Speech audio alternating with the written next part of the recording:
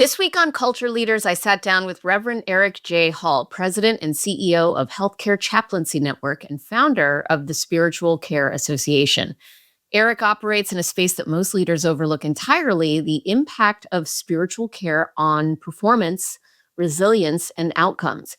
In this conversation, he explains why spiritual care is not about religion. It is about meaning and purpose and how people process what they're going through, especially in moments of stress, uncertainty, or crisis. We talk about the measurable impact of spiritual care in healthcare and why organizations underestimate its value and what it looks like to support people beyond just their roles and responsibilities. It's a perspective that challenges how most leaders think about caring for their teams, and a special one for me because I have been a volunteer death doula for many years now. And so please welcome to the podcast, Reverend Eric J. Hall. Reverend Eric Hall, thank you so much for joining us. Tell us, what is your why? So my why, I guess, really relates to my family, if you will. Having a son sort of leads a parent to consider, especially a dad, to consider what is critical, what's important, what are the lessons that you want to leave, what are the values that you want to instill. And I think for myself, especially because of my background, I really like to instill my son with some significant values about how to make ourselves and how to make the world just a better place to live in. How old is your son? He is turning 20 in June. He's finishing his second semester at Central Connecticut University, where he is a MBA student working on management as his focus. Oh, very interesting. Well, that ties well into where we're going in Yes, this for sure. conversation. So tell us about the Spiritual Care Association, just at a high level. And there's also the tell me the name of the other organization, Healthcare Sure. Network. So it's a Healthcare Chaplaincy Network was the founding organization. That organization now is about 62, 63 years old. During its entire existence, it has invested tens of millions of dollars in much of the research that has been done about trying to understand the value of integrating spiritual care into whole person care. Now, primarily, of course, this is looked at from a healthcare perspective, trying to figure out what are the benefits and values that spiritual care provides to whole person healing.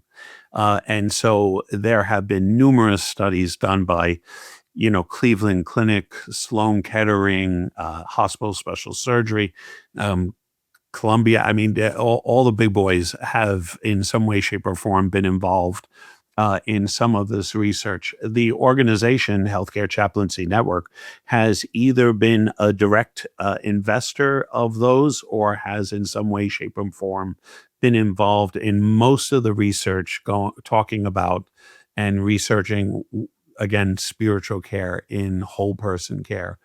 That organization, I came on here as CEO 16 years ago now.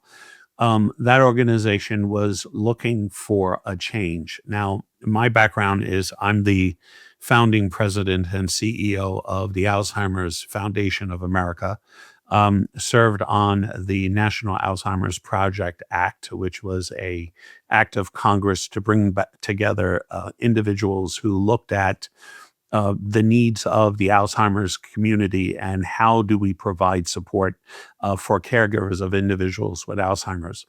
After 13 years there of establishing the Alzheimer's Foundation of America, I figured that I was going to sort of take a break. My family owns companies. And so I was coming on board to be a managing partner of one of our companies, and Healthcare Chaplaincy Network sort of showed up and said, we're interested in taking what we're doing and pushing it out further. In order to do that required a lot more interaction at local levels, at legislative levels within states, but then also a federal level. And so they asked if I was interested. And so since I have been there, We have established what is called the Spiritual Care Association.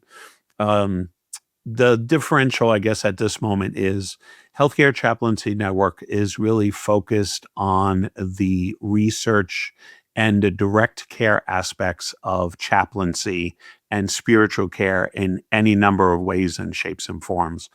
I'll explain a little bit more about that later. The Spiritual Care Association actually has taken on the role of education, trying to figure out exactly what is required of a chaplain to provide and to reach all the benefits and the outcomes that we know that can be done that have been determined by research. So it's not like we're sitting back and saying to ourselves, this is something we would like. We're actually following the evidence of the research we have done to try to get to a point where we are training chaplains that can elicit those types of benefits out of their patients. And in a lot of times, it's not just patients, it's also staffing and the like. And then finally, we created, because of all the education we had created for the Spiritual Care Association, we went ahead and created our own university called Capstone University. Capstone University focuses specifically on spiritual issues, if you will, or spiritual focuses. So our degrees are in chaplaincy. We were the first university ever to offer a degree in spiritual care, both a master's and a doctorate program. And then also we do spiritual direction. We do, I mean, there's a number of different programs that we're offering there at the moment. And those programs are not just for chaplains. The organizations especially the last 8 years, I would say, have really become integrated with a lot of nurses and social workers and doctors, all of which understand that in order to get the most out of a person's healing process, you need to incorporate spiritual care into that. That the caring for the body and caring for the mind is just some components, but there are clearly some traps if a person feels, for example, that they are experiencing this illness because of something they've done wrong. Um, Now, we might think that idea is a little archaic, but it's really not. People say all the time, oh God, why? And it specifically implies that God somehow has been involved. Now, God might be that which is sacred, that which is other, that which is everyone uses different languages based on their experience. But the existential questions still exist for everybody. And a person who is an atheist can receive spiritual care as much as a person who might be a very devout Catholic or Jew or Muslim or whatever the case might be. The differential is that for people who come out of a faith experience, they already have sacred writings, or they have rituals, or they have traditions, or they have a history that builds the very construct by which that individual can find meaning and purpose in what it is that they're going through. Now, it's a little bit more challenging with an individual who perhaps might be a atheist, but if you dig down deep enough and if you walk the journey with them, you will find that there are areas in their life that are most important to them. For example, family, relationships.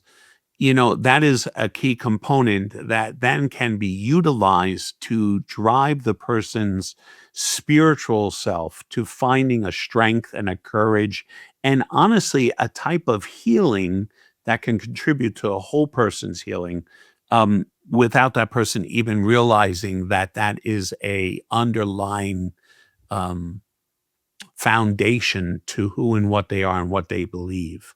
And so, spiritual care is distinctive from religious care, but it incorporates religious care. So, of course, Chaplains, when they're trained, they walk into a room and they leave their faith traditions at the door. What I mean by that is our organization has a couple of thousand chaplains that are attached to it, and numerous nurses and social workers and docs.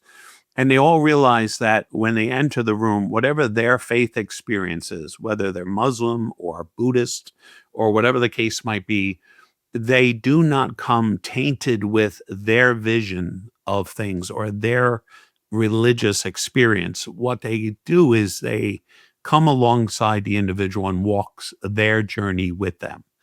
And so, honestly, most of the time, we as chaplains go into the darkest areas of a person's life because most times we are called in when a person is facing significant illness or crisis or even death. Probably death is one of the most common areas that we're asked to enter into to walk with a person during those last minutes, of their life. And as such, chaplains are amazingly heroic because of what they enter into. And then not only walking with the individual who's having those experiences, but then also being there for their families. And then also the impact on staff in a facility is very common. But I don't want it to make it appear as though that this is only about healthcare because it's really not. First responders, military, you have, of course, palliative care, all of these different areas, corporate chaplaincy, all of these different areas, you will find people who are suffering, are in pain, are quote unquote in a dying process that with the help of a chaplain, we're able to guide and direct them through a process. So the training of a chaplain, which the Spiritual Care Association has taken very seriously, is very intensive and includes, for the first time ever in our history as chaplains, two tests: a written test of questions so that we can identify what is the knowledge base of the candidate who's looking to become board certified. But then also there is this really unique process that we use, which nurses use and doctors use as well. And that is called a SIM exam, a standardized patient exam. And what that is we take an actor, literally, we take an actor, and the actor is trained in a narrative that is able to elicit in their uh, contact and interaction with the candidate.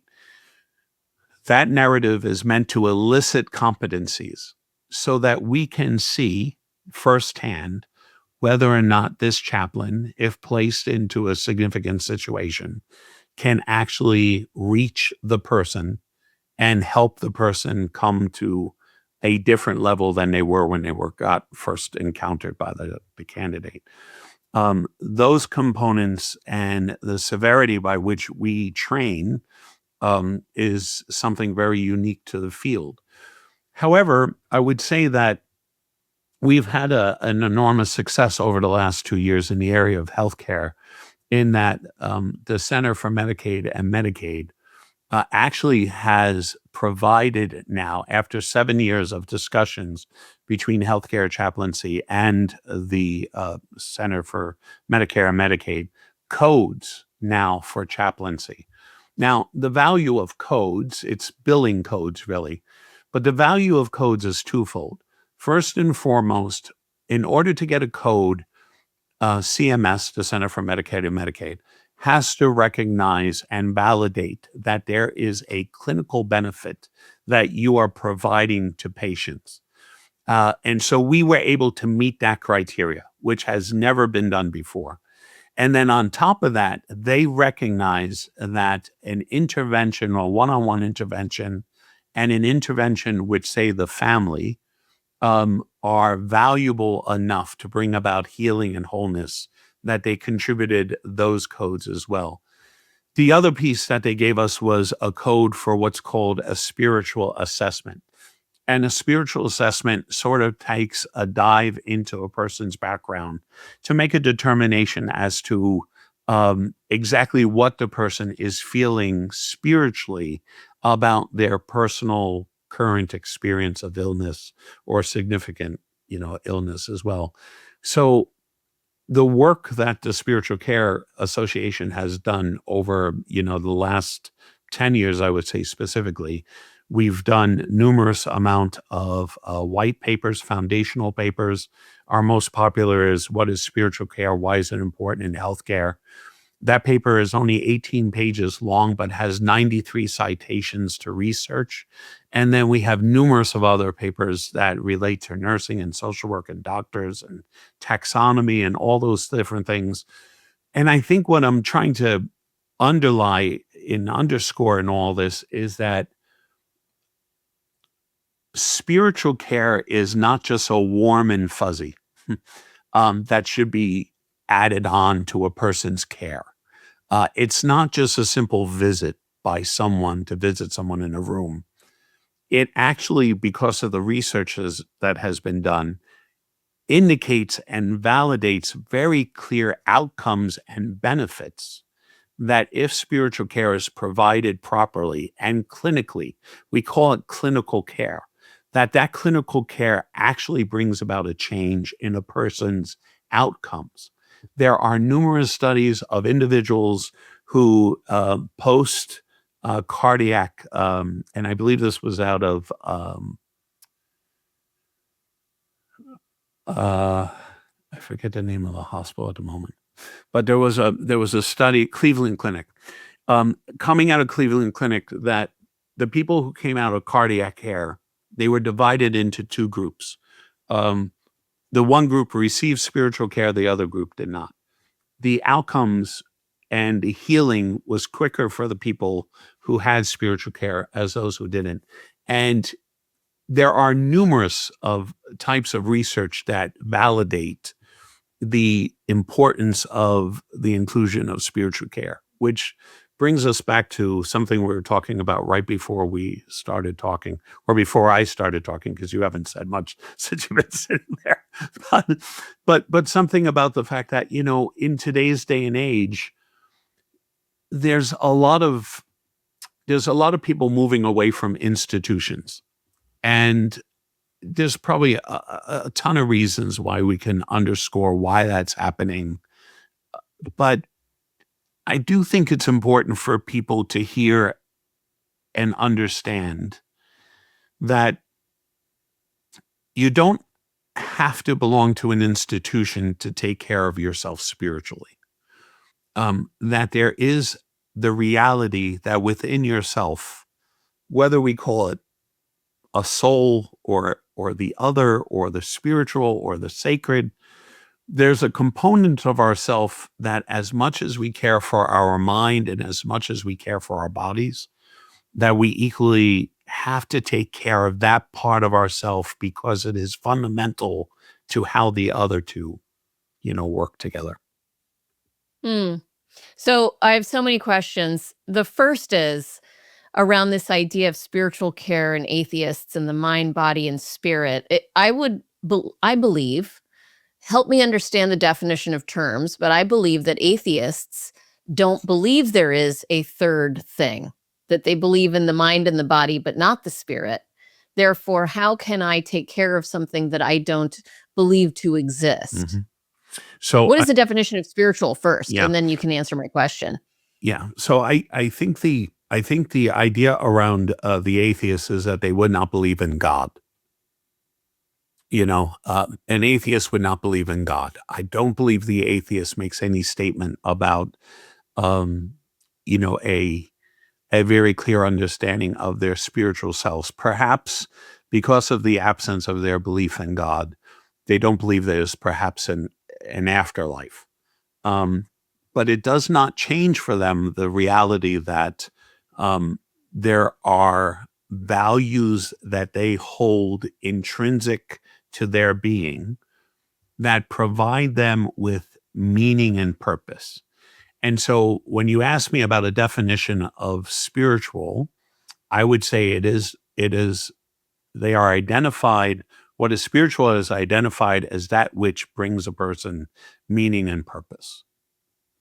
And that can take a number of different um, approaches and looks and the like, and have different settings. So some people, a walk along the beach during a sunrise, right, is a very meaningful experience, um, which I think would be another term for spiritual, because it's something that takes you out of yourself into recognizing and valuing the beauty of something else. So, things such as beauty, is a spiritual characteristic, that we inherently attribute to things all the time. But at the same point, we don't see that necessarily as sacred, and yet some people would, right? So I do think I do think there's I do think there is something to be said there about the importance of, as human beings, realizing that we're not just body and mind, that there is this deeper sense of ourselves. Yeah.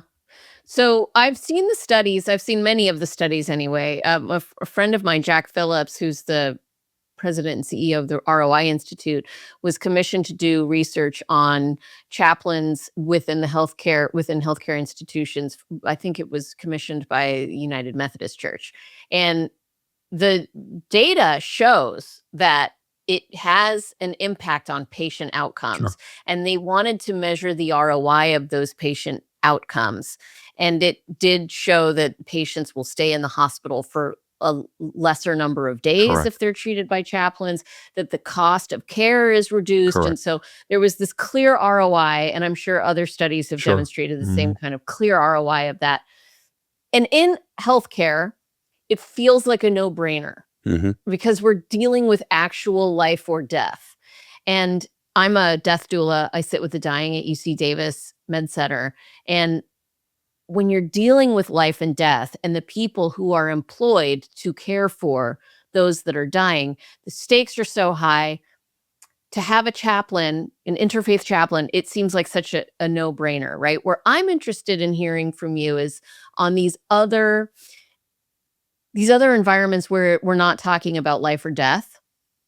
And we've seen the impact, the positive impacts on chaplains for staff members who are in critical situations like that, even though they're not the ones dying and it's not their family dying, right? But they are caring for dying. And so it has a taxing effect on the mind, body, and spirit.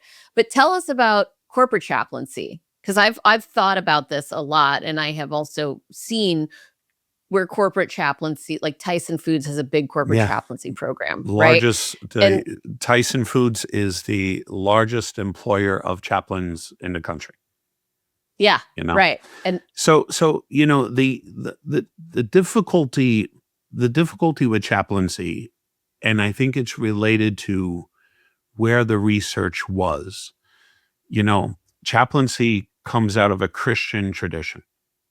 yeah, And as such, um, because were most hospitals for a very long period of time had religious affiliations, there was no doubt that they were going to provide staff to support and to be present to the patients and to the families and to the staff. It was sort of in their mission statement because they were yeah, quoting scripture as part of the fundamentals. Well, things have changed now. And so, because there are less hospitals related to religious institutions, and hospitals now have become more of a, I don't know, conglomerate, is that a word? Where yeah, they've all come together. The question now is, what is their return on investment? The problem for chaplains has been, which is why getting the codes was so important for us in healthcare, is because chaplains are off the bottom line.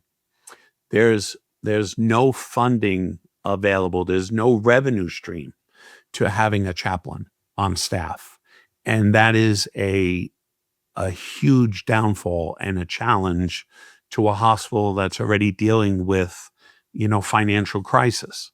So before we got to codes, which recognized chaplaincy as a profession and a provider of clinical care, there was no chance at all of getting any type of a reimbursement model.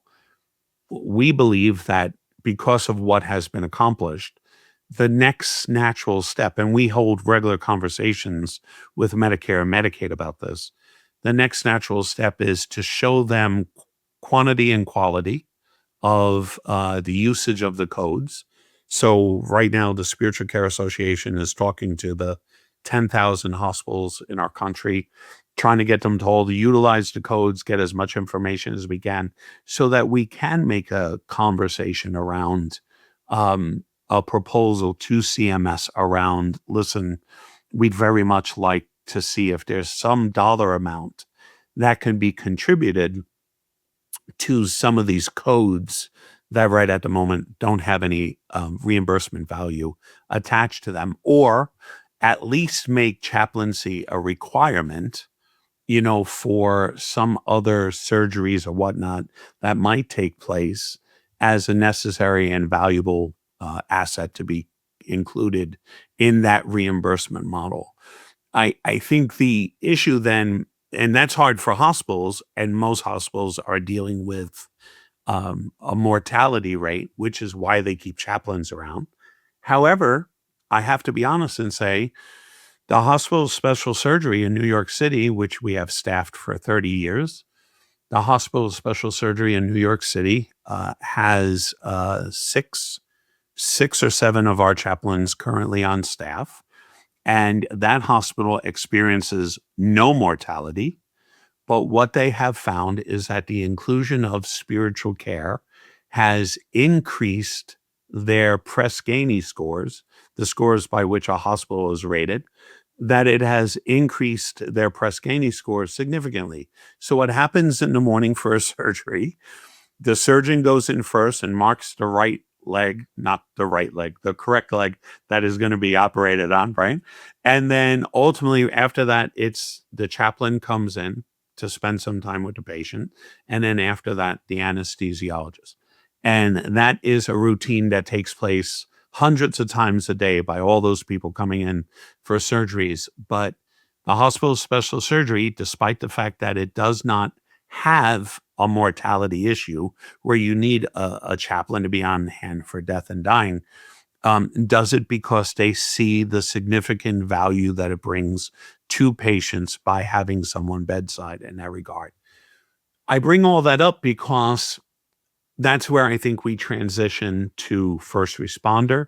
I think this is where we transition to corporate chaplaincy.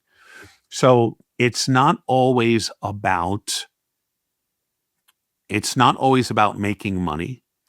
It's about making an environment or a culture um, best suited for the people who work there.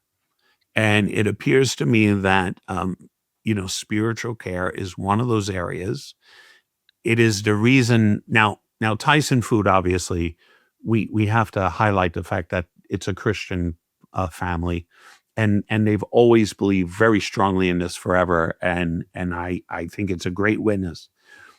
Other corporations are slow to sort of move in that area because I think a lot of it has to do with ignorance. Now, I don't mean ignorance in a bad term or a bad sense. What I'm saying is, I think when they hear chaplaincy, they think religious care, and they don't want to go there because of the all the pitfalls that happen with that. But a board certified chaplain is not going to be there to provide religious care directly unless the person that they are caring for happens to be of the same faith that the chaplain is. Otherwise, the chaplains are trained to care for everyone of every faith and no faith, no matter where they are on their journey. And most of the time, they become air traffic controllers, if you will, in connecting, either their their personal religious community or faith community to come and visit them, or they'll make arrangements for someone in the area of their faith tradition to come in and spend some time, with the individual. But it does not stop them from providing and continuing the path and the conversation around spiritual care, trying to garner as much as you can out of a person's spiritual experience to give them the strength and the courage to endure where they currently are. And the challenge for corporations and companies, and look, my like I mentioned, my family, I myself, I own companies, they have staff. There is no way around the fact that what people experience the other 16 hours a day has a direct impact on how they are um, producing, or present, at their current jobs. I think it would be naive of us to think that a person could come to us and leave family issues, family illnesses, a child who is sick, all those things somewhere else. Um, we have found in the area of corporate chaplaincy specifically the opportunity for someone to sit with someone in a coffee room, just having a brief chat about something, raises their spirits. And sometimes that chaplain can be of assistance while the person continues, with their responsibility as an employee. Um, the problem we have is, one, getting people to understand that we're not talking about religious care. So it's not promulgation of a faith. A Christian chaplain, a Christian board certified chaplain should not be doing or pushing a person to become a member of the Christian faith. They should be taking the steps with that person individually, where they are, however they are, whatever their experience might be, but then ultimately is there simply as a support. And don't know if people really recognize that. I also don't think they really realize, employers don't realize, that the more support you can be of an individual who works for you, the more connected they become to the workplace. Um, we have an individual in one of our companies. Their entire job, not entire job, couple hours a day, they identify people who have been sick or family situations that are going on, and we send flowers. Now, okay, that person's not a chaplain, but that is something that a chaplain can be doing that would assist, and it's really cost effective, but it lets the person know that they mean more to us than just simply by what you produce Monday through Friday, from 9 to 5. It's that type of valuing of the other person, to care that deeply about things that are really inset and being deeply experienced by that person, which is really spiritual care in some ways. And so it brings about an outcome. But for most of us, we struggle with budgets. We look for bottom lines. We think those things are more important. And in the end, sometimes we lose some of our best people because we just haven't been sensitive enough. And honestly, as a CEO, as a managing partner, it is hard to know what's going on in all those people's lives. And so, someone in the role of a chaplain adds significant value to outcomes of a company, as they would for the individual as well.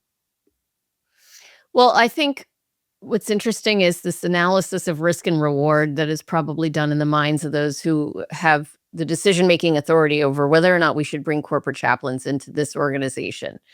And the risk is that, let's say I move beyond ignorance and now understand that chaplains are not proselytizing a particular faith. It's not religious in nature, it's spiritual care. The people that I will be offering this service to may still have that ignorance. And so then now I as the leader and perceived as funding religious proselytization. I mean, I just wrote a book called Surrender to Lead that I'm on a spiritual journey. I did as much as I possibly could to not proselytize any particular faith.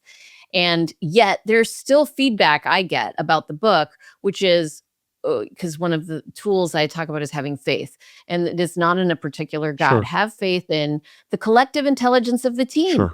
Have faith in that the right thing will happen. Have faith in your own abilities. Sure. It doesn't matter what you have faith in, but choose something to have faith in and move forward with courage.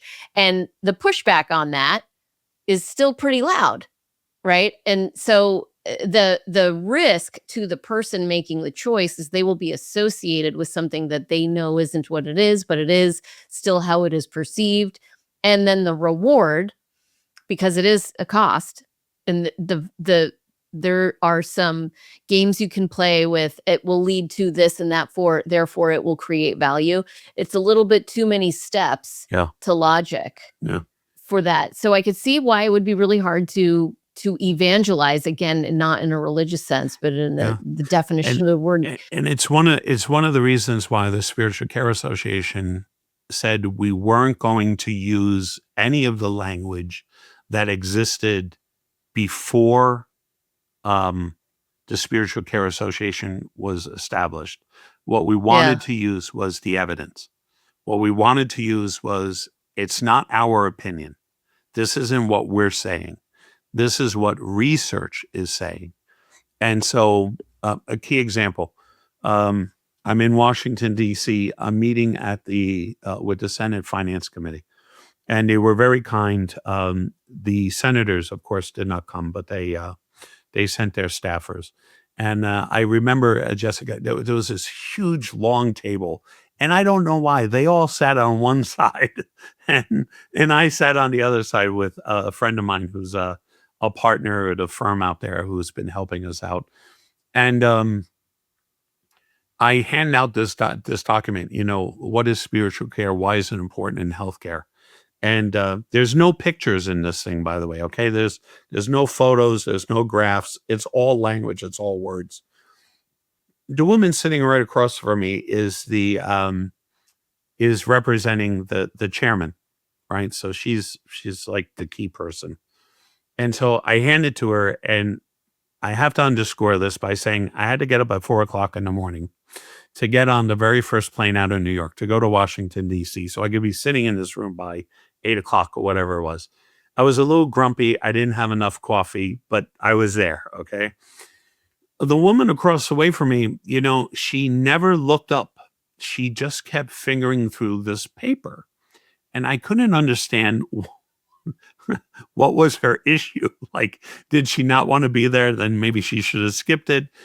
And then I was starting to get a little perturbed because she wasn't making any eye contact with me. You know how you read a room, And when I finished talking, she closes it and she says, I have been a doctor for 30 years. And she says, I never knew there was any evidence to validate the inclusion of spiritual care in whole person care. It was, When was that? well, we were on our journey. So maybe 9-10 years ago now. Wow. And we had just started talking to CMS. And of course, talking to CMS means you have to talk to the Senate Finance Committee because they're the ones who make all the decisions about monies and all this. So we wanted to make sure that we were talking to everybody so that they understood what we were trying to do. And yeah, I mean, she just honestly said to me she had no recollection. So if you look at it, doctors get no training on spiritual care as they become a doctor. None. Yeah. Social workers get 30 minutes. The University of Michigan provides 30 minutes of discussion about spiritual care in their training to become a social worker. Nurses get none. There's no conversation. So, see, I feel like people understand intuitively. The gross majority of people will understand the value here, and yet everyone will point fingers at it should be someone else that pays. or that it's not an institution, whether it's a healthcare institution or a corporate institution. It's not an institution's place to be involved in that. Everyone's on their spiritual journey is a very personal journey, and so therefore my employees should be on that journey. They should take care of themselves But it's spiritually, not my but responsibility. it's not my job. Yeah. How do Yeah. you speak to that? I just know that the benefits and the outcomes far outweigh any of the expense you would make into the Yeah. situation. You know, I just know that the value you are placing, the value perceived by your employee, that you are putting someone on the ground to be of assistance, to listen, to talk through, makes all the difference for them, and increases their morale. Uh, it bolsters their pride. Um, so yeah, I just yeah, I think it's intuitive. And look, if anything, call Tyson and ask them Yeah. why why all these years do you have so many chaplains Over available? 100, right? Oh yeah, they're huge. Um, in every situation on the farms, in their offices, in their meat packing, there's chaplains everywhere, and they naturally become part of it. But listen, let's look at another situation just so we can give it some perspective. And this is great cocktail party talk. Okay, so if you're trying to kick something off and you want to seem like you're smart and you want to put something in there, um, George Washington's requisition before crossing the Delaware. Do you know what was in that list? What? Chaplains. Really? Yep. And if you pull it up and you take a look at it, George Washington knew that the chaplains on the ground, integrated with his troops, were going to make a difference on morale. And part of his requisition list was more chaplains. And this goes how far back? A couple hundred years now. And yet Yeah. he was able to see as a leader that this was a fundamental part. And he had the other pieces, if you will. But the chaplains was something that he really thought was necessary and important for his success. And so he requested them. So I'm telling you, everyone who hears the podcast, when you go to tell that story at a cocktail party, you got to remember that it was shared here first. But yeah, it's part of the requisition list. Yeah, it's fascinating. So, are there way more chaplains than there is a current need for No, chaplains, or vice no, versa? absolutely. No. So the difficulty is that chaplains know that it's hard to get a job. And Mm, so, anyone entering into a chaplain field typically looks at it as a volunteer thing, a second career. It's very common, right? These are people who have perhaps been nurses or social workers and the like. The so no, it's difficult. One of the things we're doing to try to move the agenda of spiritual care along is we have a division made up of nurses, and it's called the Westberg Institute. And part of that division is what's called faith community nursing. A lot of churches um, in the breadbasket of the country, if you will, have as part of their church a nursing division. And so they send nurses out to make home visits and to see the people who are sick. But they're also trained in spiritual care. That division has been part of us now about 6 or 7 years. There's a couple hundred, probably more like 600 or 700 nurses who are trained to do that. But because of the success of that, we're also now starting to take a look at what kind of training can we provide to regular nurses.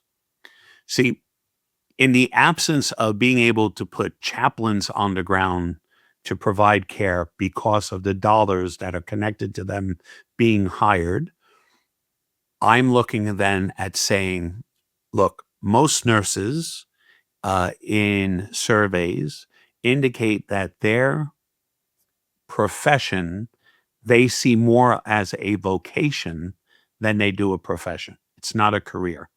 The whole Florence Nightingale type thing really sort of flies for many of these folks, and they find inspiration in their faith journeys, if you will, to dedicate their life to this type of work because you're caring for another human being in such a profound, intimate, and important way.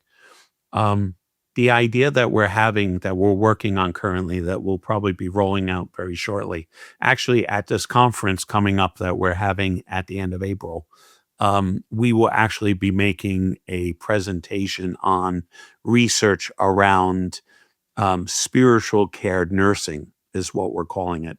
And the thought here is to invite nurses to go for a board certification in spiritual care nursing so that when they're on in the room, when they're talking with somebody, and they are all the time, that they could also incorporate this part in their conversation. And if nothing else, they would be trained to hear and listen for key words or phrases that indicate that the individual is in spiritual distress and thereby be able to make a referral to a chaplain so that a chaplain could come and provide if they're not able to provide that care themselves. So this is a whole new side of us that we're moving into only because I feel there's a ton of people out there who are in specifically healthcare that would really benefit from spiritual care, but you have one chaplain in a 300 bed hospital. It's just not plausible. And hospital stays are so short now, that they rotate people out so quickly. It's really challenging to do that. The other thing we're looking to do is we've created what's called Chappie. Chappie is going to be a call-in center. We're going to have chaplains available to answer phone calls. And actually, what we have is a QR code. And when you use your phone and scan, it will automatically link you to a chaplain. So, like FaceTime.